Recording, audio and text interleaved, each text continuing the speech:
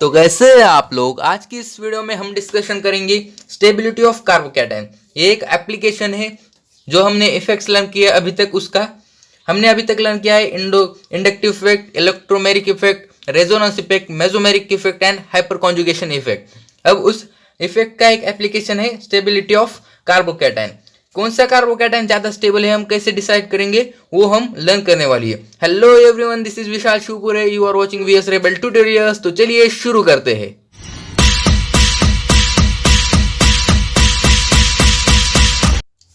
तो हम कैसे डिसाइड कर सकते हैं कि कौन सा कार्बोकैटायन सबसे ज्यादा स्टेबल है। तो उसके लिए तीन चीजें बताऊंगा, वो आपको याद करनी होगी। सबसे पहली, stability of carbocation. Stability of carbocation is directly proportional to plus m plus I and inversely proportional to minus m minus I।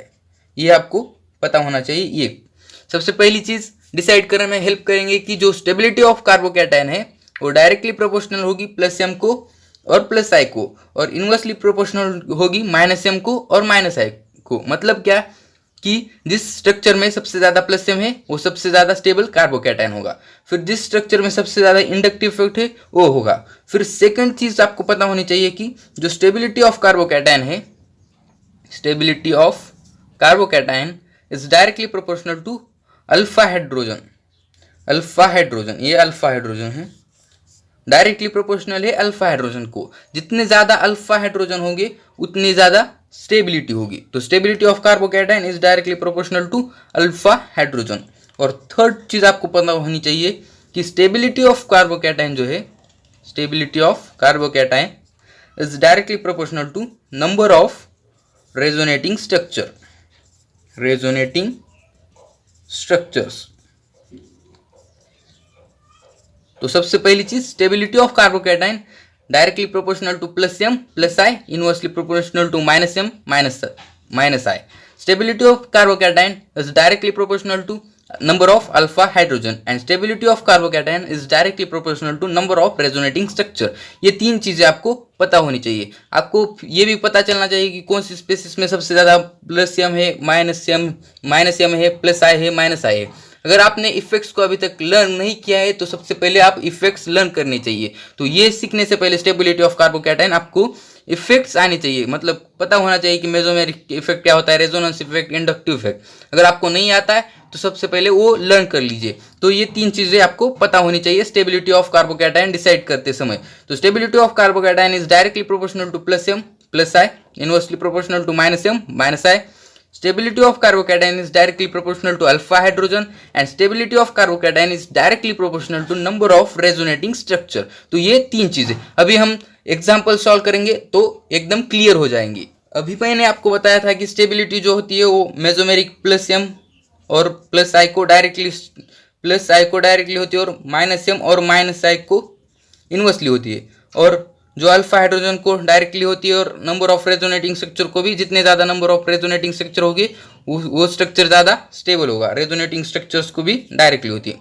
लेकिन सबसे प्रायोरिटी किसको देनी है? सबसे पहले कंसिडर करना है आपको मेसोमेरिक इफेक्ट, फिर कंसिडर करना है आपको रेजोनेटिंग स्ट्रक्चर्स, फिर आपको कंसिडर करना है अल्फा हाइड्रोजन, एंड उसके बाद आपको इंडक्टिव इफेक्ट। मतलब प्रायोरिटी देनी है सबसे पहले मेसोमेरिक को, फिर उसके बाद रेजोनेंस को, फिर उसके बाद अल्फा हाइड्रोजन को, एंड सबसे लास्ट में इंडक्टिव इफेक्ट को देखना है। तो ये होगी प्रायोरिटी। तो सबसे ज्यादा किसको देखेंगे आप? मेसोमेरिक, फिर रेजोनेंस, फिर अल्फा हाइड्रोजन, और फिर इंडक्टिव। ये प्रायोरिटी ऑर्डर आपको फॉलो करना है डिसाइड करते हो कि कौन सा कार्बोकैटायन सबसे ज्यादा स्टेबल होगा। तो सबसे पहले मेसोमेरिक इफेक्ट देखेंगे, फिर रेजोनेंस, फिर अल्फा हाइड्रोजन, और फिर इंडक्टिव इफेक्ट। तो चलिए अब हम देखते हैं कुछ एग्जाम्पल। तो ये क्वेश्चन है, आपको दिख रहा है यहाँ पे। सबसे पहले मैंने बताया था कि सबसे पहले देखना है मेसोमेरिक। इसमें मेसोमेरिक नहीं है, रेजोनेंस भी नहीं है, इसमें डबल बॉन्ड नहीं है, कोई भी रेजोनेंस के लिए कंडीशन नहीं है। तो अब हम देखेंगे अल्फा हाइड्रोजन। ये क्वेश्चन जो है अल्फा हाइड्रोजन का है। तो मैंने क्या बताया था आपको प्रीवियस वीडियो में कि अल्फा कार्बन कौन सा होता है कि जो sp2 हाइब्रिडाइज्ड कार्बन से अटैच है। तो ये अल्फा कार्बन है, ये भी अल्फा कार्बन है, ये भी अल्फा कार्बन है, और इनसे जुड़े सारे अल्फा हाइड्रोजन है। तो यहाँ पे अल्फा हाइड्रोजन कितने हैं? 9। ये 3 3 3 9। ये अल्फा कार्बन है, ये अल्फा कार्बन है, क्योंकि ये इससे डायरेक्टली अटैच है और इन पे हाइब्रिडाइजेशन sp2 नहीं है। तो अल्फा कार्बन कैसे डिसाइड करोगे कि जो कार्बन डायरेक्टली अटैच है sp2 हाइब्रिडाइज्ड कार्बन के साथ और उसके ऊपर हाइब्रिडाइजेशन sp2 नहीं होना चाहिए, sp3 होना चाहिए। तो ये है अल्फा कार्बन। इसके साथ कितने अटैच है? इसके साथ 3 और इसके साथ 3, तो यहाँ पे अल्फा हाइड्रोजन है 6, यहाँ पे अल्फा हाइड्रोजन आएगी 3। सिमिलरली ये यहाँ एक ही अल्फा कार्बन है और यहाँ पे अल्फा कार्बन ही नहीं है, तो अल्फा हाइड्रोजन कितने आएंगे? 0। तो अभी क्या देखा था कि stability directly proportional to alpha hydrogen. तो सबसे पहले फर्स्ट मोर स्टेबल, फिर सेकेंड मोर स्टेबल, फिर थर्ड मोर स्टेबल और फिर फोर्थ मोर स्टेबल, सबसे कम फोर्थ। तो ये होगी स्टेबिलिटी ऑर्डर इस केस में, इस क्वेश्चन में। तो वेरी सिंपल है, सबसे पहले आपको अल्फा हाइड्रोजन निकालना है। सबसे पहले आपको क्या देखना है कि मेसोमेरिक इफेक्ट वो नहीं है, फिर रेजोनेंस वो भी नहीं है, तो फिर अल्फा हाइड्रोजन और सबसे लास्ट में इंडक्टिव इफेक्ट। ये क्वेश्चन था अल्फा हाइड्रोजन का। तो ये अल्फा हाइड्रोजन आपको पता होना चाहिए कैसे, कौन से होते। तो जो डायरेक्टली अटैच होते कार्बन sp2 हाइब्रिडाइज्ड कार्बन के साथ, उनको अपन बोलते अल्फा कार्बन, और उससे अटैच हाइड्रोजन को अल्फा हाइड्रोजन। तो alpha hydrogen, number of alpha hydrogen is directly proportional to stability of carbocation. तो इस केस में ये क्वेश्चन सॉल्व किया और क्वेश्चन हम सॉल्व करेंगे। तो अभी हमें इसकी स्टेबिलिटी ऑर्डर लिखनी है, तो हम कैसे सॉल्व करेंगे? हम देखेंगे कि यहाँ पे रेजोनेंस हो रहा है क्या। तो यहाँ पे रेजोनेंस हो रहा है, देखिए डबल सिंगल पॉजिटिव, एक रेजोनेंस की कंडीशन है, हो रहा है, तो ये बॉन्ड यहाँ पे ट्रांसफर हो जाएगा। तो यहाँ पे एक रेजोनेटिंग स्ट्रक्चर बनेगा, रेजोनेटिंग स्ट्रक्चर एक, इसको छोड़ के और एक बनेगा इसको छोड़ के। और यहाँ पे देखिए कितने बनेंगे, यहाँ पे भी रेजोनेंस एग्जिस्ट कर रहा है। कितने स्ट्रक्चर बनेंगे यहाँ पे? ये डबल सिंगल पॉजिटिव, ये बॉन्ड यहाँ जाएगा एक स्ट्रक्चर, और फिर ये बॉन्ड यहाँ आएगा, तो यहाँ पे 2 स्ट्रक्चर बनेंगे। रेजोनेटिंग स्ट्रक्चर यहाँ पे कितने बनेंगे? 2। और यहाँ पे रेजोनेटिंग स्ट्रक्चर कितने बनेंगे? 4 बनेंगे, क्योंकि ये यहाँ पे जाएगा, फिर ये वापस यहाँ पे आएगा, फिर ये यहाँ पे आएगा और फिर ये वापस आएगा। तो ये यहाँ पे 4 रेजोनेटिंग स्ट्रक्चर। तो स्टेबिलिटी ऑर्डर में मैंने बताया था कि रेजोनेटिंग स्ट्रक्चर जिसके ज़्यादा बनेंगे वो सबसे ज़्यादा स्टेबल होगा। तो सबसे ज़्यादा स्टेबल थर्ड, फिर सेकेंड और फिर उसके बाद फर्स्ट। तो ये है स्टेबिलिटी ऑर्डर इसके लिए। यहाँ पे हमने क्या देखा? Resonating structure. सबसे पहले priority mesomeric effect. Mesomeric effect यहाँ पे नहीं है तो रेजोनेंस को दी, तो रेजोनेंस हो रहा है, तो यहाँ पे रेजोनेटिंग स्ट्रक्चर के बेस पे हम इसकी स्टेबिलिटी निकाल सकते हैं। अब ये जो इसकी ऑर्डर लिखनी है आपको, तो यहाँ पे देखना सबसे पहले मेसोमेरिक तो है नहीं, क्योंकि यहाँ पे रिंग से जितने भी आइटम जुड़े हैं उनके पास एक के भी पास लोन पेयर नहीं है, तो मेसोमेरिक, या फिर इसके पास निगेटिव चार्ज डबल बॉन्डेड से जुड़ा नहीं है, तो यहाँ पे मेसोमेरिक होगा ही नहीं। तो यहाँ पे रेजोनेंस देखते हैं, इसमें एक रेजोनेटिंग स्ट्रक्चर है, तो यहाँ पे लिखते हैं रेजोनेटिंग स्ट्रक्चर एक। यहाँ पे नो रेजोनेटिंग स्ट्रक्चर और यहाँ पे भी नो रेजोनेटिंग स्ट्रक्चर, क्योंकि रेजोनेंस के लिए जो कंडीशन चाहिए सिर्फ यहाँ पे डबल सिंगल पॉजिटिव, यहाँ पे नहीं है, यहाँ पे डबल सिंगल पॉजिटिव है, तो यहाँ पे भी नहीं है। अब हम मेसोमेरिक के बाद किसको देते हैं? रेजोनेटिंग स्ट्रक्चर को प्रायोरिटी। अब रेजोनेटिंग स्ट्रक्चर हो गए, अब इसके बाद किसको प्रायोरिटी देंगे? क्या? Alpha hydrogen. अब सबसे ज़्यादा स्टेबल तो ये बन ही गया एक। अब ये दोनों में हमको डिसाइड करना है, क्योंकि इसके पास रेजोनेटिंग स्ट्रक्चर है तो ये बन गया, लेकिन ये दोनों में हमको अभी डिसाइड करना बाकी है। तो यहाँ पे अल्फा हाइड्रोजन देखेंगे हम। अल्फा हाइड्रोजन कितने हैं? ये यहाँ से ये अल्फा कार्बन, ये अल्फा कार्बन और ये भी अल्फा कार्बन, ये 3 अल्फा कार्बन। यहाँ पे 2 हाइड्रोजन आइटम जुड़े होते हैं, आपको पता होगा कार्बन की वैलेंसी 4 होती है। ये कार्बन ने एक बॉन्ड बनाया और एक 2, तो अभी यहाँ पे 2 हाइड्रोजन जुड़े होते, आपको पता होगा बेंजीन रिंग में ऐसे जुड़े होते, लेकिन वो दिखते नहीं है, फिर भी होते। यहाँ पे भी 2 और यहाँ पे 3, तो अल्फा हाइड्रोजन कितने यहाँ पे? 7। 2 2 4 और यहाँ के 3 7। और यहाँ पे अल्फा हाइड्रोजन कितने? ये है sp2 हाइब्रिडाइज्ड कार्बन, इससे ये कार्बन एटम जो है वो डायरेक्टली अटैच है, तो ये अल्फा कार्बन। तो इसने कितने बॉन्ड बनाए? 1 2 3 और यहाँ पे और एक हाइड्रोजन होगा, तो यहाँ पे सिर्फ एक अल्फा हाइड्रोजन है, तो उससे स्टेबल फिर सेकंड, क्योंकि इसके पास more number of alpha hydrogen है और इसके पास लेस है, तो सबसे लेस स्टेबल कौन सा होगा? थर्ड। तो ये इसकी थी स्टेबिलिटी ऑर्डर। तो ऐसे आपको करना है, सबसे पहले मेसोमेरिक इफेक्ट है क्या देखना है, फिर रेजोनेंस, फिर हाइपर कॉन्जुगेशन और सबसे ज़्यादा लास्ट में इंडक्टिव इफेक्ट। अब हम ये क्वेश्चन सॉल्व करते हैं। अब सबसे पहले क्या देखना है आपको? मेसोमेरिक इफेक्ट है या नहीं। तो यहाँ पे OH ज्वाइन है, ऑक्सीजन के पास लोन पेयर है, तो यहाँ पे प्लस एम इफेक्ट होगा। नाइट्रोजन के पास भी यहाँ पे लोन पेयर है, प्लस एम होगा। ये है O-, ये अलग ही दिख रहा है, ये है O-। O माइनस के पास भी लोन पेयर है, तो यहाँ पे भी मेसोमेरिक है, प्लस एम है। यहाँ पे CH3 के पास लोन पेयर नहीं है, तो इसका इफेक्ट होता है प्लस आई। तो सबसे लेस स्टेबल तो आपको पता चल गया कि फोर्थ ही होगा, क्योंकि इसका प्लस आई है और इन तीनों में प्लस एम दिख रहा है। तो सबसे पहले कंसीडर क्या करना है आपको, प्लस एम। जिसका प्लस एम सबसे ज़्यादा किसका होता है, उसके लिए मैंने आपको एक ऑर्डर बताई थी। क्या थी ऑर्डर, आपको अगर याद है तो अच्छी बात है, याद करना चाहिए। उसके ऑर्डर के अलावा आपको क्वेश्चन सॉल्व होगे ही नहीं। सबसे ज़्यादा होता है O माइनस, फिर NH2, फिर OH, फिर OCH3, ऐसे ऑर्डर थी। O minus, NH2, OH, OCH3, NHC, OCH3, RC, OCH3, ये प्लस एम की ऑर्डर थी। तो सबसे ज़्यादा स्टेबल कौन होगा, थर्ड, क्योंकि इसका सबसे ज़्यादा प्लस एम होता है, और plus M is directly proportional to stability of carbocation. फिर उसके बाद NH2 होगा स्टेबल, मतलब सेकेंड होगा, और उसके बाद फर्स्ट होगा, और सबसे लास्ट में ये फोर्थ होगा। तो ये स्टेबिलिटी ऑर्डर हो गई कार्बोकैटायन की। तो प्लस एम किसका ज़्यादा होता है, O माइनस। वो ऑर्डर आपको याद होनी चाहिए, याद करनी पड़ेगी, क्योंकि उसके ऑर्डर के बिना आपको क्वेश्चन सॉल्व ही नहीं होगी। फिर ये है, यहाँ पे देखिए, सिर्फ यहाँ पे आपको ये डिसाइड करेगा कि हाइड्रोजन, ड्यूटेरियम, ट्रिटियम, बाकी तीनों स्ट्रक्चर में सब सेम है। सिर्फ डिफरेंस कहाँ पे, यहाँ पे हाइड्रोजन है, यहाँ पे ड्यूटेरियम है, और यहाँ पे ट्रिटियम है। अगर इंडक्टिव इफेक्ट की बात करोगे आप, इंडक्टिव इफेक्ट प्लस आए, तो सबसे ज़्यादा होता है ट्रिटियम, फिर होता है ड्यूटेरियम, फिर होता है हाइड्रोजन। और अगर हाइपर कॉन्जुगेशन की बात करोगे तो सबसे ज़्यादा होता है हाइड्रोजन, फिर होता है ड्यूटेरियम, और लास्ट में होता है ट्रिटियम। तो सबसे पहले प्रायोरिटी आपको किसको देनी है, हाइपर कॉन्जुगेशन को।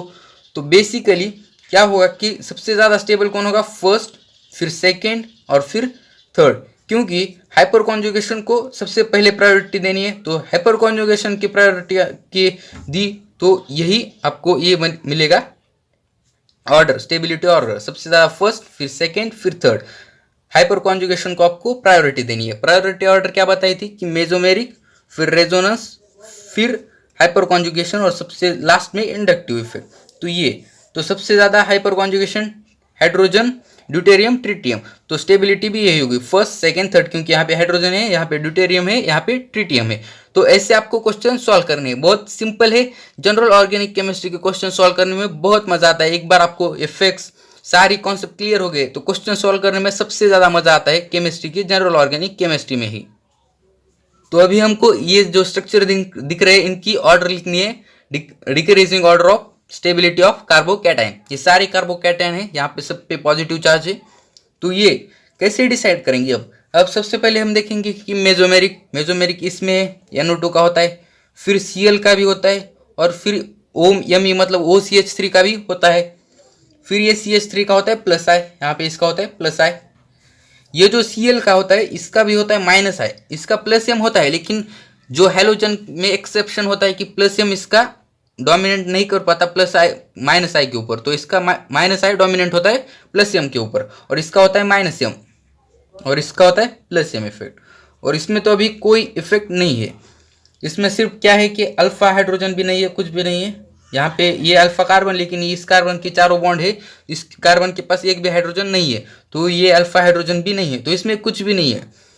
तो सबसे पहले क्या बताया था कि stability of carbocation is directly proportional to plus M. तो सबसे पहले प्लस एम किसका, एक ही स्ट्रक्चर का है, फोर्थ। तो सबसे ज़्यादा स्टेबल कौन होगा, फोर्थ, क्योंकि प्लस एम है इसका। फिर इनवर्सली प्रोपोर्शनल बताया था माइनस एम और माइनस आई को, लेकिन उससे पहले ये भी बताया था कि डायरेक्टली प्रोपोर्शनल टू प्लस आई। तो फिर उसके बाद फिफ्थ, क्योंकि इसका प्लस आई है। फिर उसके बाद inversely proportional to minus M minus I, इसमें कोई भी इफेक्ट नहीं है, तो ये सबसे ये तीनों में से ये स्टेबल होगा। फिर अब माइनस एम और माइनस आई को इनवर्सली है, लेकिन माइनस एम माइनस आई से स्ट्रांग होता है, इसलिए सबसे स्टेबल फिर ये आएगा और फिर ये आएगा, क्योंकि जो माइनस आई इफेक्ट होता है वो बहुत स्ट्रांग नहीं होता प्लस एम माइनस एम जितना। तो माइनस एम सबसे लास्ट में आएगा, क्योंकि इनवर्सली प्रोपोर्शनल है। तो ये माइनस एम बहुत स्ट्रांग होता है, इसलिए वो सबसे लास्ट में, और ये तो ये ऑर्डर बनेंगे। तो आपको क्या करना है, प्रायोरिटी के हिसाब से सॉल्व करना है। अब ये क्वेश्चन है, इसमें क्या है, इसका प्लस आई इफेक्ट होता है CH3 का, साइनाइड का माइनस एम होता है, और NO2 का भी माइनस एम होता है। तो सबसे पहले प्लस आई को डायरेक्टली प्रोपोर्शनल होता है, इसलिए सबसे स्टेबल फर्स्ट। अब NO2 और साइनाइड में सबसे ज़्यादा माइनस एम किसका होता है कि NO2 का होता है। तो NO2 का होता है लेकिन इनवर्सली प्रोपोर्शनल है -m को, तो सबसे पहले हम किसका लिखेंगे, साइनाइड का। तो सबसे पहले कौन, स्टेबल, सेकेंड और फिर थर्ड, तो ये इसकी ऑर्डर आएगी थर्ड। जब -m होता है तो -m जिसका स्ट्रांग होता है वो लास्ट में लिखेंगे, क्योंकि उसके साथ रिलेशन कैसा था, इनवर्स। तो ये ऐसे करके आपको क्वेश्चन सॉल्व करने हैं। ये जो अभी आपको 4 स्ट्रक्चर्स दिख रहे हैं, इनमें से आपको डिसाइड करना है कि सबसे ज़्यादा स्टेबल कौन है। अब यहाँ पे आप OH लगाए तो ये मत समझ लीजिए कि यहाँ पे +m होगा, क्योंकि यहाँ पे रेजोनेंस ही नहीं है तो +m होगा ही नहीं, क्योंकि +m -m ये है मेजोमेरिक के टाइप है, और मेजोमेरिक एक रेजोनेंस इफेक्ट का टाइप है। तो यहाँ पे रेजोनेंस की कंडीशन ही नहीं है। यहाँ पे लोन पेयर है सिंगल सिंगल, यहाँ पे भी लोन पेयर है सिंगल सिंगल, लेकिन यहाँ पे देखिए आप लोन पेयर है, यहाँ पे पॉजिटिव है, तो ये एक कंजुगेशन है। लोन पेयर, सिग्मा बॉन्ड और पॉजिटिव चार्ज, ये कंजुगेशन है। तो यहाँ पे क्या होता है कि रेजोनेंस हो रहा है, तो जहाँ पे रेजोनेंस होगा बेसिकली वही सबसे ज़्यादा स्टेबल होगा। तो यहाँ पे रेजोनेंस हो रहा है, +m इफेक्ट भी है, तो ये सबसे ज़्यादा स्टेबल होगा। तो इसका आंसर है थर्ड। तो ऐसे क्वेश्चन आपको देखना है। सबसे पहले मतलब OH लगाए, मतलब ये नहीं कि वो +m देगा, कब देगा कि वो कंजुगेशन में भी होना चाहिए तभी देगा। तो यहाँ पे कंजुगेशन नहीं है तो ये भी OH कुछ नहीं होगा, और इस भी OH +m नहीं देगा, सिर्फ ये OH देगा, क्योंकि यहाँ पे कंजुगेशन है। कंजुगेशन के लिए मैंने बताया था double single double, double single positive, double single negative, double single lone pair और positive sigma bond and lone pair. तो यहाँ पे positive sigma bond lone pair, ये कंजुगेशन की केस है। तो सबसे स्टेबल थर्ड ही होगा।